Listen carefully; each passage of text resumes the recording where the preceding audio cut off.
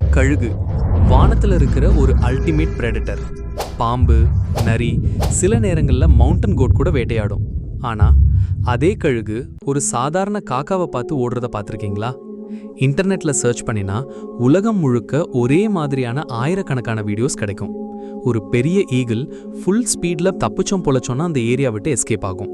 அது அப்படி ஓடுறதுக்கு காரணம் அதை விட சின்னமா இருக்கிற காகம். இது ரேர் இன்சிடென்ட் கிடையாது. அமெரிக்காவில் இருக்கிற பால்ட் ஈகிளா இருந்தாலும் சரி, இல்ல நம்ம ஊர்ல இருக்கிற ஈகிளா இருந்தாலும் சரி, காக்கா இருக்கிற இடமெல்லாம் இதே மாதிரி தான் நடக்குது. இதனால கழுகு பறக்கிற பாதையை மாத்தும், வேட்டையை விட்டுடும், அந்த இடத்த விட்டுட்டு போயிடும். ஆனா காக்கா மட்டும் விடாது. சில நேரங்கள்ல விடாம சேஸ் பண்ணும். பார்க்கும்போது என்னடா இப்படி பயந்து ஓடுதுன்னு தான் இருக்கும். ஏன்னா ஒரு உல்ஃபோட ஸ்பைனை உடைக்கக்கூடிய பறவை வீட்டு கூரையில நம்ம கொடுக்கறத சாப்பிட்ற காக்காவை பார்த்து ஓடுது. ஆனா இதுக்கு பின்னாடி இருக்கிற ரீசன் ரொம்ப இன்ட்ரெஸ்டிங்கானது. கழுகு ஒரு பெரிய பறவை, அதோட ரெக்க ரொம்ப நீளமானது. அதனால அது மணிக்கணக்கா வானத்துல சோர் பண்ண முடியுது.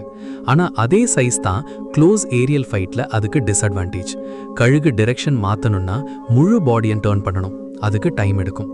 ஆனா காக்கா ரொம்ப லைட் வெயிட், சின்ன ரெக்கா, ஒரு செகண்ட்ல டைரக்ஷனா மாத்திடும். அதனால ஈகிள் டர்ன் பண்றதுக்கு முன்னாடியே காக்கா ஆல்ரெடி டாஜ் பண்ணி டக்குன்னு பின்னாடி வந்துடும்.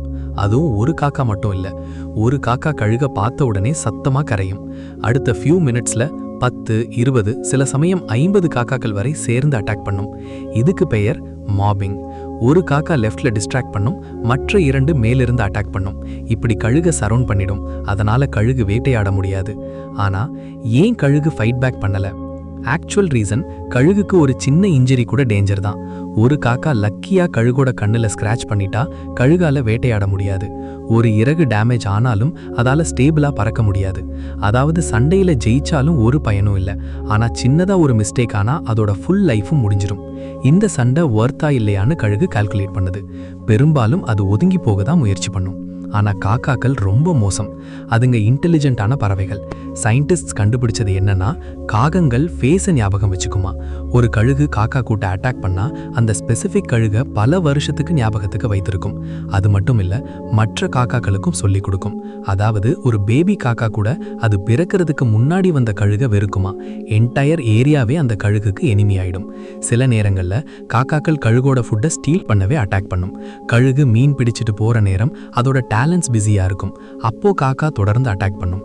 ஒரு பாயிண்ட்டுக்கு மேல கழுகு ஃப்ரஸ்ட்ரேஷன்ல மீனை கீழே போட்டுரும். அந்த செகண்ட்ல காக்கா ஃபிஷ்ஷை எடுத்துட்டு போயிடும். இதுக்கு பெயர் கிளெப்டோ பாராசிட்டிசம். அதாவது மற்ற பிரெடேட்டரை டார்ச்சர் பண்ணி அதோட ஃபுட்டை ஸ்டீல் பண்றது. ஆனா இம்பார்ட்டன்ட் விஷயம், ஈகிள் வீக்கான பறவை இல்லை. ஒரு காக்கா டைமிங் மிஸ் பண்ணா ஒரு செகண்ட்ல கழுகு காக்காவை நசுக்கிடும். அதனால காக்கா வின் பண்றது ஸ்ட்ரென்த்ல இல்லை, அது ஸ்பீட், டீம் ஒர்க், இன்டெலிஜென்ஸ்னால. நேச்சர்ல பிக்கஸ்ட் அனிமல் தான் ஆல்வேஸ் வின் பண்ணணும்னு இல்லை. சில நேரங்கள்ல ரொம்ப அனோயிங்காகவும் ரொம்ப ஸ்மார்ட்டாகவும் இருந்தாலே போதும்.